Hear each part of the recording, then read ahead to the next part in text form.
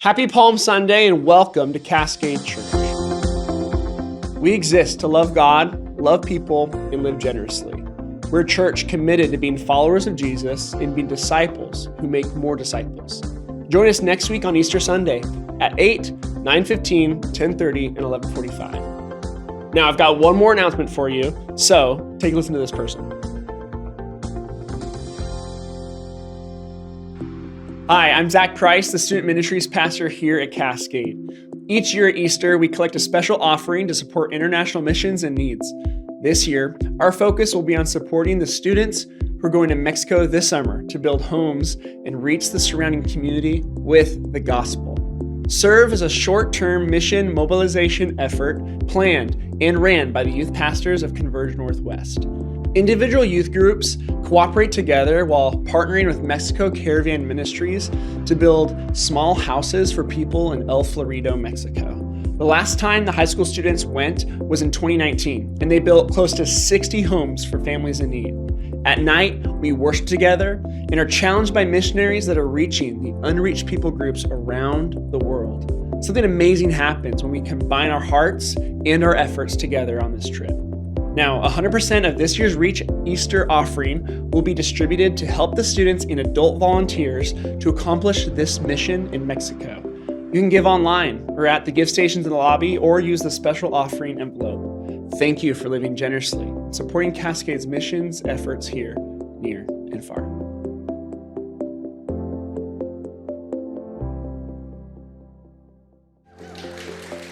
Incredible. Yeah, really encourage you to consider, what you could give to contribute to that.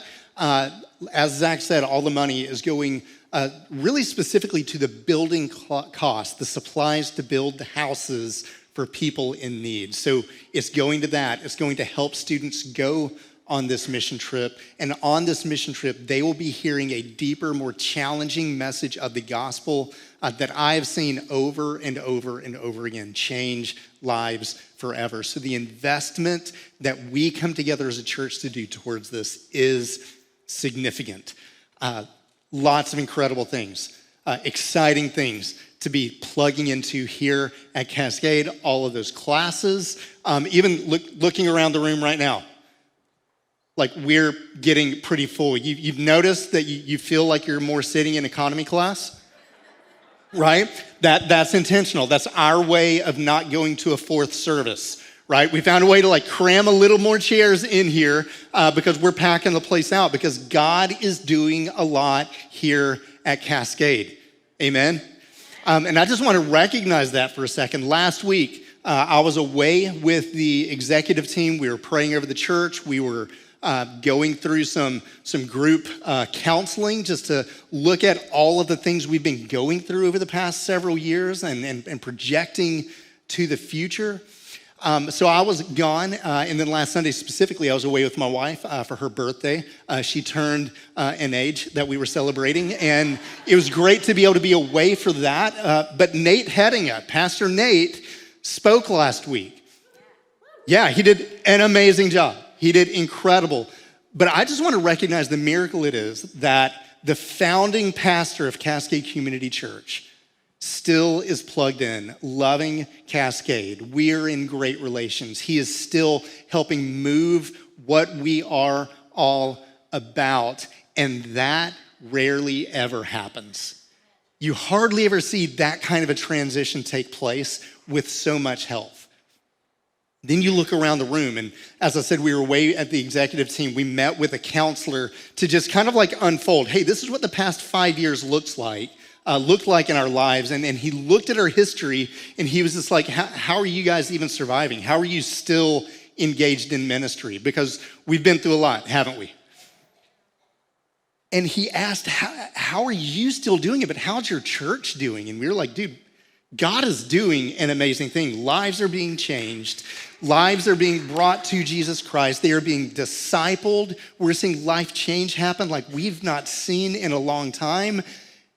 Is it because of me? Is it because of the executive team, the elders? No, it was an easy opportunity to brag on what only God can do. Amen? God is doing something. And we were able to look at him, and I was actually sharing with another friend who's up visiting, and he's asking about the church. And I'm like, man, it's just so easy to brag on what only God can do, because there's no other way to explain how we could see God doing so much after so many years of hardship. God is faithful. God is trustworthy. And he has proven himself to be that. And that is the crucial question of this week. Do you truly believe that God is trustworthy? That the person of Jesus Christ, his life, his death, and his resurrection leads us to a point to recognize that there is no other truth in which we can place our trust. Nate wrapped up part 2 of Romans, and for the next 3 weeks, we're looking at trust and truth, because that is the central message to Resurrection Sunday. Next week, Easter. Are you excited? My favorite Sunday of the year. I'm excited. But for us, today is a special day. Today is a unique day. Today has a name. We call today Palm Sunday, the beginning of Passion Week. So we are going into this series because it is an intentional time that we carve out a little extra space and intentionality to contemplate and to think of the person of Jesus, his life, the reality of his death and resurrection, and the truth of the resurrection. To ask ourselves, are we placing our trust in the King? Are we placing our trust in the King? And at the beginning of Passion Week, the day before Palm Sunday, the day before today, so this would be like either Friday or Saturday, Jesus asked this question. So I want you to open your Bibles to John chapter 11 and hear how Jesus was framing Palm Sunday and all of Passion Week, because this question is the question that comes out in every circumstance, in every story, and in every situation that we see during Passion Week. Here, Jesus is talking to Martha in chapter 11. You're probably very familiar with this story. It is when he went to visit Mary and Martha and Lazarus, but Lazarus has died. It's also the chapter in which we find the shortest and most easy scripture to memorize. Jesus wept. Get that in the bank. Be proud of yourself. So we're familiar with this chapter, so this is where we're at. So listen to the words as Jesus is asking Martha this question. Starting with verse 25 of chapter 11, Jesus makes the proclamation, I am the resurrection and the life. Like, I love the order of that. He's not the life and the resurrection.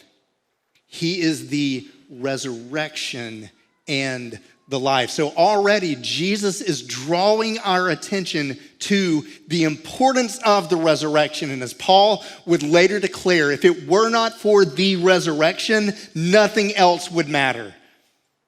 And Jesus, before Palm Sunday, is already taking us to that reality. I am the resurrection and the life. Whoever believes in me, though he die, yet shall he live.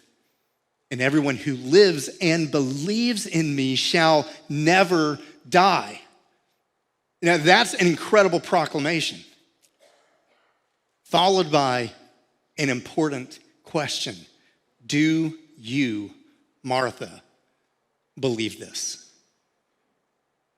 Today, Jesus is looking to our hearts and into our souls, and he is asking this question. Do you believe that I am the life and the resurrection? Do you trust in me? Trust is central to life.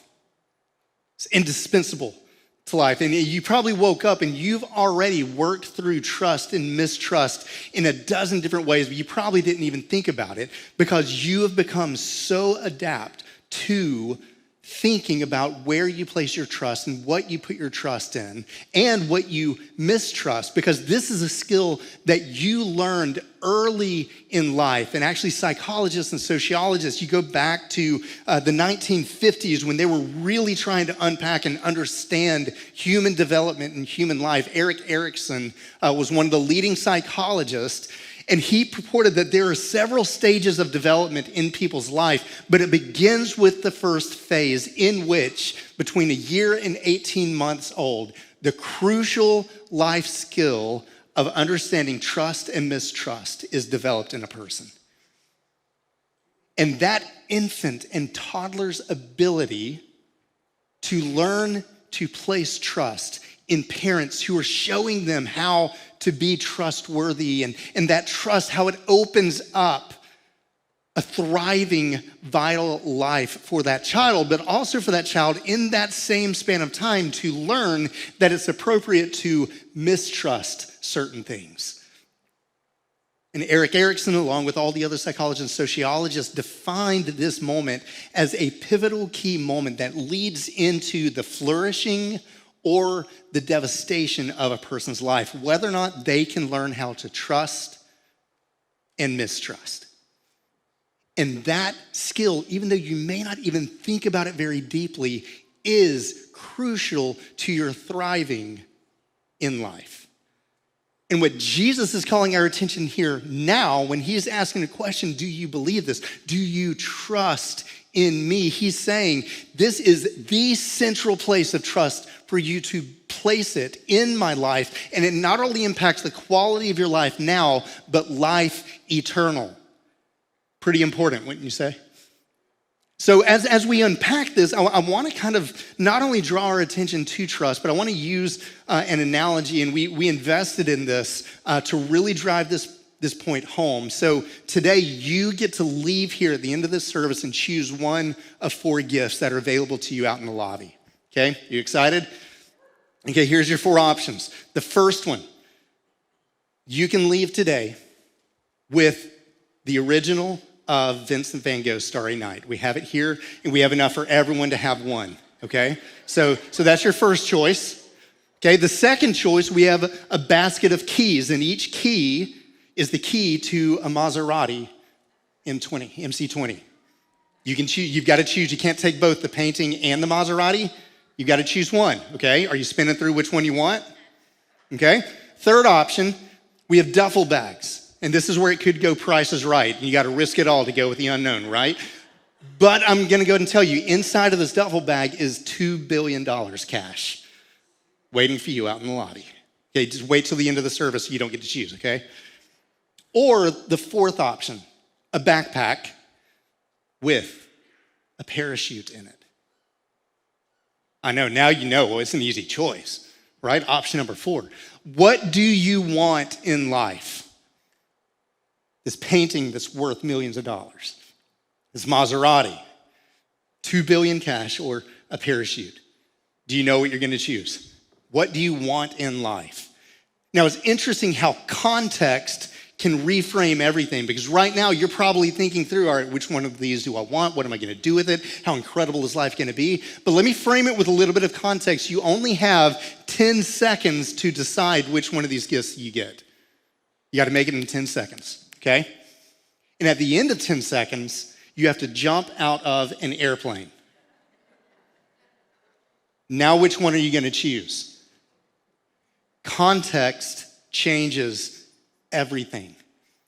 Because now this is no longer a decision of just what do I want in life, but what do I want to trust for life?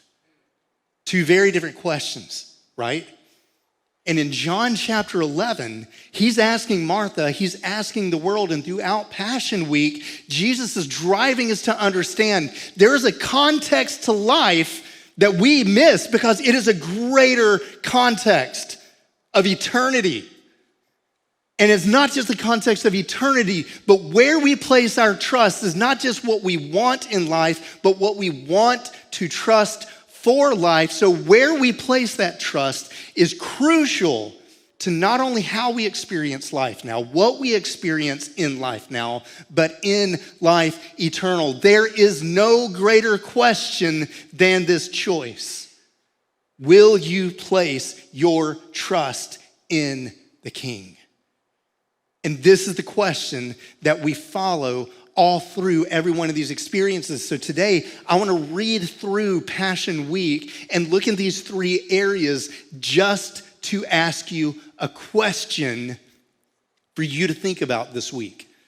I'm not going to tie a pretty bow on it. I'm not going to bring it to a resolution. I just want you to ask yourself as you contemplate the passion of Jesus Christ this week. Can you ask yourself these three questions in regard to where you place your trust? So flip over to Palm Sunday, John chapter 12, and we're going to start reading verses 9 through 15 and listen to the first thing that we are asked here. When the large crowd of the Jews learned that Jesus was there, this is after he rose Lazarus from the dead, after Jesus has spent 3 years of doing miracles all over Galilee, coming down into Jerusalem, shaking things up, answering the festivities and the festivals, and doing all of this miraculous teaching and miraculous signs. After all of these things, they found out Jesus is in town, and not only account of him, but also to see Lazarus, whom he raised from the dead. There's a lot of exciting stuff going on in Jerusalem today. So, they hear Jesus is coming. The next day, the large crowd that had come to the feast heard that Jesus was coming into the city, into Jerusalem. So they took branches of palm trees and went out to meet him, crying, "Hosanna, blessed is he who comes in the name of the Lord, even the King of Israel." And Jesus found a young donkey and sat on it, just as it is written, "Fear not, daughter of Zion, behold, your king is coming, sitting on a donkey's colt." Isn't this interesting?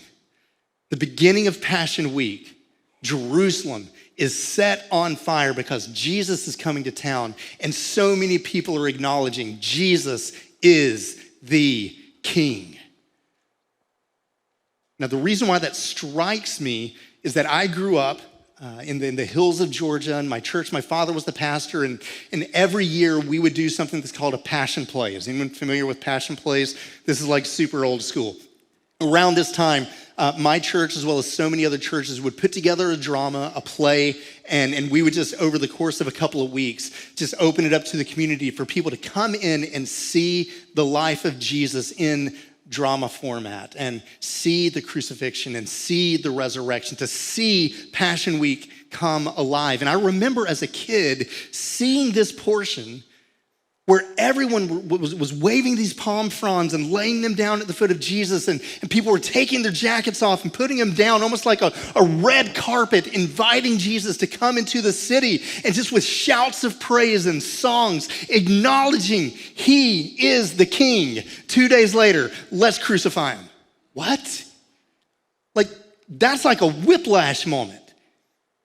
To see a public declaration and to see a group of people that have gotten so caught up in an exciting, emotional trend, but not a truth. Jesus had done some incredible things, some things that they couldn't explain. And this procession that was going on, palm trees were a sign of victory. So to take the fronds and to lay them down was to declare the king has come to give us victory over the Roman Empire, over the kingdoms in this world. The nation of Israel will now fully be established. We are acknowledging Jesus is the king, but the people were caught up in an emotional and exciting trend, but not the truth of Jesus Christ. Where do you place your trust? Is your trust placed just in the trends of the time? We are a culture that loves to trade trends. Do you see that in our culture? Like whether it's a health trend, Okay, who's doing what diet right now? Okay, let's go to battle.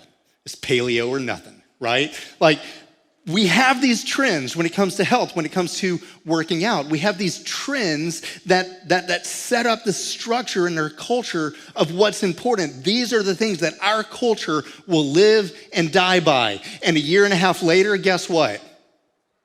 Nobody's talking about those trends anymore. We live in this ability to just trade and shift, where I've studied culture a lot, and looking at the 50s, the 60s, the 70s, the 80s, the 90s, you have these 10-year spans of time where, yes, these cultural trends deeply get rooted and they define everything in life for everybody. But then the next decade comes, a new trend is established.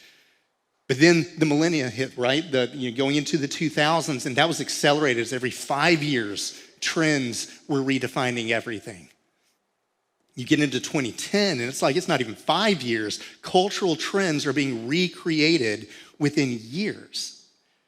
And I remember like really seeing this. I think it was around 2014 maybe. I need to go back and research this because it's incredibly crucial to our life as Americans. But there was this device that was created that was going to change the way kids could learn. They changed the way they could cope with life. It was this device called a fidget spinner. And it was changing everything. And the fidget spinner hit the market and stores could not keep them in stock. Do you remember that? Like Ben Franklin sold out of them within a week. Had to order more and then get a new influx of fidget spinners to come out. And then 2 weeks later, they couldn't pay people to buy them. That trend hit so hard and died so quick, it blew my mind. But that's who we are. We are a trend trading culture.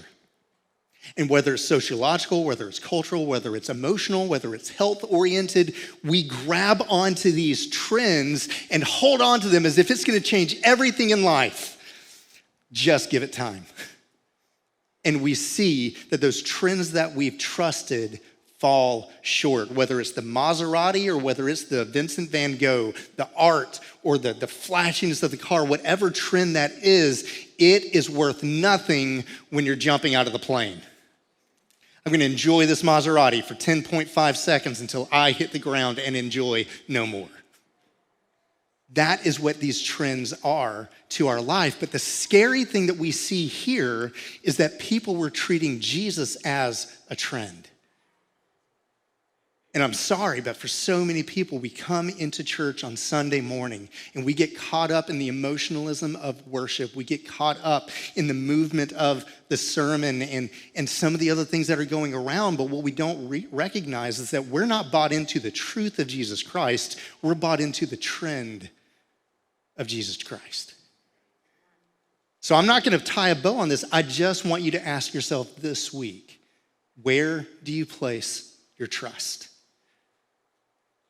You place it in a trend of this world, or are you just treating Jesus as the trend of the moment? This is something that we are meant to contemplate. And then you look as the story, you look a little closer to this same story. There's this weird sentence right here in the middle of all of this excitement. You have this sentence that says, so the chief priest made plans to put Lazarus to death as well. Because they were already planning on putting who to death? Jesus. And now because on the account of Lazarus, many of the Jews were going away and believing in Jesus, which was putting the Pharisees' livelihood in jeopardy. Because the Pharisees, they weren't necessarily jumping on a trend. The Pharisees were experts at this do-it-yourself culture. Because whether it was for nationalism or for religion's sake or for culture in itself, they had found a way to tell the world, we can do all things through our adherence to the law. And that spoke to their self-confidence, their ability to do everything in life. We've got the answer to everything. Look to us and do it our way. We can do all things. It was their self-confidence that raised up their status and gave them power over everyone that was around them. And now Jesus hits the scene and is putting their self-confidence in jeopardy, their status in jeopardy, and taking away all sense of power. They were not happy. So they wanted to bring an end to Jesus because it was putting into jeopardy their ability to control their life their way. They trusted in themselves to be the answer to all things. And you see this in our culture as well. Not only are we a trending, trading culture, but we are also a do-it-yourself culture where we have built up the self-confidence to feel like we can figure out how to do life on our own. We don't really need God. We've got Google, we've got YouTube, and through Safari, I can do all things. How many of you are DIYers? I'm not gonna pay somebody if I can watch a video and do it myself, right? This weekend, I had 4 DIY things that I was working on. We were trying to build a shed for some sheep that we're gonna be getting, these little cute baby sheep. So my wife looked up, how do we build a pallet kingdom for free? We're gonna set up this pallet palace for our sheep, not have to pay anything, but I have to watch several videos on how to do that. Okay, now in order for us to get the sheep, we have to do away with some of the goats that we had. So, DIY videos on the transformation of goats into hamburgers. I won't go in too deeply, but that was one of my DIY projects over this last weekend, building a sheep pen, taking care of some goats, and also taking on the beautiful task of, for the first time, I've always been intimidated by this, but this was the first weekend that I was going to step into the world of smoking a brisket. That's like the pinnacle, okay? That's big boy cooking. You're paying some money for this chunk of meat, and in all likelihood, you're probably gonna mess it up, right? So I was watching DIY videos on how to build a sheep pen, how to process a goat, how to cook a brisket, while at the same time looking up DIY videos on how to fix my leaky bathtub faucet, which is completely unrelated to any kind of food, thank goodness.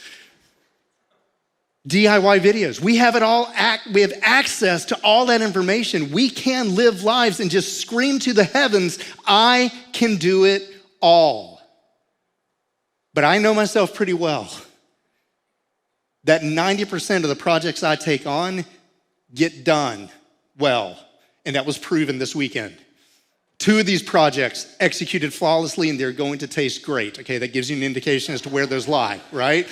The sheep pen is 90% done, but it's amazing how crucial that final 10% is. And that's got to get done better than what I did. The leaky faucet, I got it done. Fixed my leaky faucet. While at the same time, breaking the handle to the hot water valve, and now I've got 3 other things that I've got to look up to figure out how to do. Okay, this is us. This is us in humanity. If I had access and I have all this resources, it's like having a duffel bag to $2 billion, but this is the truth. That's not gonna do me a lick of good jumping out of a plane. All the resources, all of the abilities, all of the things that I can muster up in myself is not going to answer the context of my true life problem that I am jumping out of a plane and incapable in myself of fixing that situation. And that's what Jesus is saying. Yeah, you can do a lot, but you can't do anything the way I can do all things. And Jesus is bringing our attention this Passion Week to understand that the true answer to everything is not a YouTube video or something you find on Google. The true answer to everything is acknowledging that this week, Jesus is doing something that you could never do. And he's doing it for you so that you can have what he has done. So the burden is taken off. Stop being arrogant. Stop being prideful. Stop trying to do everything according to your own desires and plans and expectations, and start looking to me as being the only one who has done what you cannot do. And that's going to attack your self-confidence. That's going to shake up your status, and that's going to give you a new understanding of power, just like it was for the Pharisees. But that's what Jesus wants to do in this question. Do you believe in me? And do you trust in me? Not yourself. Passion Week is a time to ask yourself these questions. And then this last time, if you turn over with me to Luke chapter 22, the other thing that Jesus really brought to my attention as I was thinking through Passion Week is not just these trusting in trends and trading trends and looking to ourselves and our own self-confidence, which so many of us are prone to do, but this last truth that comes out of Passion Week and this really dark conversation that Jesus has with Peter, where Jesus, right before going to pray in the garden, pulls Peter aside and says this, Simon. So he's calling Peter by his old name, which sets a bad tone for the conversation from the beginning. He says this, behold, Satan has demanded to have you that he might sift you like wheat. Now let's go pray. That's not what you want to hear before you go into a prayer meeting, right? That's not what you want to hear. The last thing I'm going to say to you is like, hey, hope you enjoyed the service. Go have a good week. By the way, there's lions, tigers, and bears in the parking lot, and they're probably going to get you. That's not the last thing you want to hear. But Jesus is framing reality for Peter. He's saying, Peter, you are in for dark days. Welcome to life. Dark days are unavoidable, and any Christian or pastor that is selling you anything different is bringing a different gospel. You are in for dark days, and that's what Jesus is telling Peter. You are in for dark days, but I have prayed for you that your faith may not fail. And when you have turned again, strengthen your brothers. Peter said to him, Lord, I am ready to go with you both to prison and to death. And Jesus said to Peter, that's adorable. That's super cute that you think that, Peter. But I tell you, the rooster will not crow this day until you deny 3 times that you know me. Peter, you are in for dark days, and these dark days are going to reveal to you the level of trust you actually have in me. And whether or not I'm just a trend or whether or not you're just trusting in yourself, the dark days you are about to step into are going to reveal to you where you truly place your trust. Trust is trued in times of deep darkness. And this is a reality for us to consider and contemplate this week as we are thinking through the darkest week of history. Trust is trued only in times of darkness. The word trued, I didn't misspell it. It's actually a real word.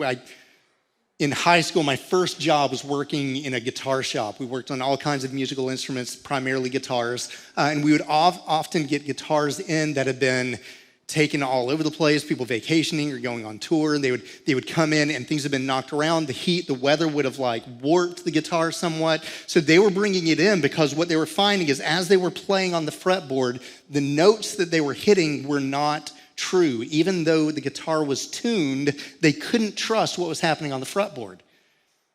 So what happens is they bring it into us and you take the guitar and you look down it. So you can just imagine this black guitar back here. I'm looking down at the body with the fretboard. The frets are these lines that move across it. And as you look down it, you're supposed to see a regular parallel pattern going all the way down the neck. That's the way it's supposed to look. But if the guitar has been abused or in weather, then there's been a warping to that neck. So as you look down it, you see those lines are askew. So what you have to do is at the top of that, you can take off this little piece of plastic and there's a truing rod that goes all the way down the neck. And you take an Allen wrench and you do something that is dangerous. You start to turn that Allen wrench, which applies great pressure to the neck. And if you don't know what you're doing, you will split the neck in half and ruin the guitar. It's dangerous, it's risky, but it's something that has to be done. You have to apply the right kind of pressure in the right places at the right time to force that neck to come into alignment. And that pressure trues the neck so that it can be given back to the musician and then they can trust everything happening on the fretboard. The neck has been trued. And Jesus is telling Peter, this is your week for great pressure to be applied to your life. And that pressure isn't wasted. I have prayed for you, so in the midst of the pressure, you are not alone, my son. But that pressure is going to true who you are and where you have authentically placed your trust.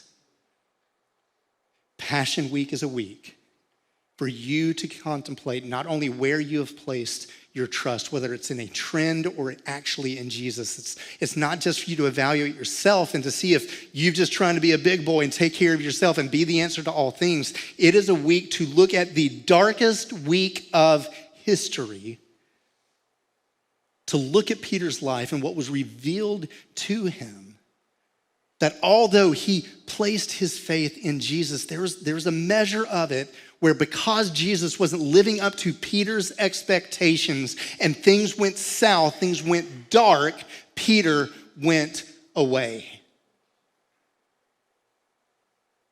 Where are you in your darkest moments? What does that say and reveal to you about your faith? Because I'm sorry, dark days are coming. Some of you may be in the midst of those dark days now. What is Jesus doing? Because what Jesus was telling Peter and what Peter later came to understand is that Peter wasn't alone. Jesus was with him in those dark moments.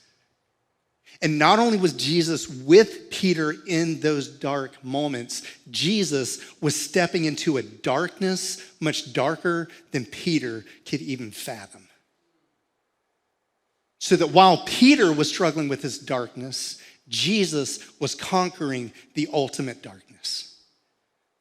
This emotional darkness of every friend, every support that Jesus had, rejecting, turning their back on Jesus and walking away, leaving Jesus in the dark. Jesus taking on the greatest physical darkness with the crucifixion and all the events leading up to the crucifixion. The greatest physical darkness. The greatest spiritual darkness. That while Peter was struggling with his doubt and existential realities and trying to make sense of expectations and what's going on, in that moment, Jesus was taking on the full wrath of God and taking on the full measure of sin, past, present, and future. Jesus was walking through the darkest moment of history so he could look at us and say, I am with you in your moments of darkness and you can still trust in me. So wherever you are this Passion Week, asking yourself these questions. Is Jesus just a trend? Am I looking more to myself? And do I truly trust in Jesus, even in the dark days where it seems every expectation has been failed? Jesus wants to meet you in the midst of it and let you know that Passion Week is a week that God has proven his trustworthiness.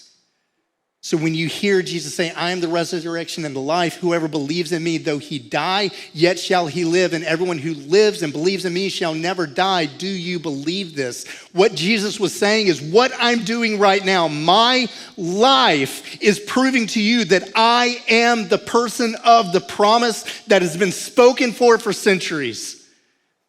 My death is the fulfillment that the world has been looking for. And my resurrection will prove the greatest truth to ever exist, that I am the promised one and you can trust in me. And that is what we hear when we read things like Psalm 20 that forecasted what Jesus was saying. May the Lord answer you in the day of trouble, in the day of darkness. May the name of the God of Jacob protect you. Now, evoking the name of God, the God of Jacob, was intentional there. Because God made Jacob a promise. God said, the same thing I promised Abraham, Isaac, Jacob, I promise to you. I promise to make you a great nation. I promise to lead you into the promised land. And I promise that through your seed, one will be born to fulfill all promises, and to be the Messiah, the King forever.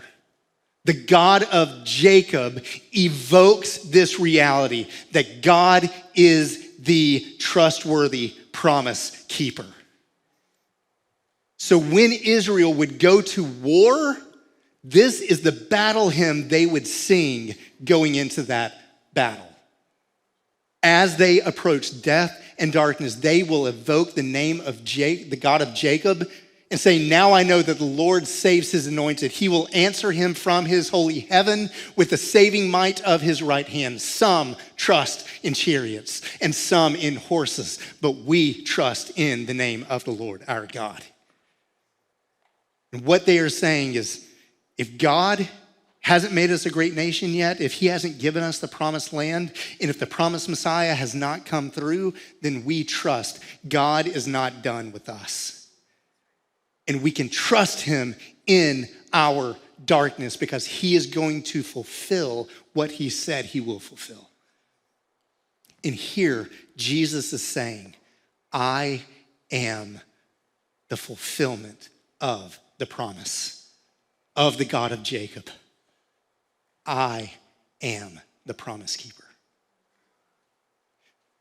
So this Passion Week, I want to call you to a little more contemplation. I would encourage you to read Psalm 20 through Psalm 25. Many of these revolve around Passion Week and what God has promised to be doing and fulfilling through Jesus Christ on these days. I want to ask you this week, can you spend a little more time reading the end of the Gospels and the steps of Jesus that he took this week? And sit in this story and see how Jesus was looking around and saying, hey, do you see what I'm doing? Because I'm doing this so that you can believe in me and place your trust in me. Where do you place your trust? Read those things. And I also want to ask you, come to the Good Friday service.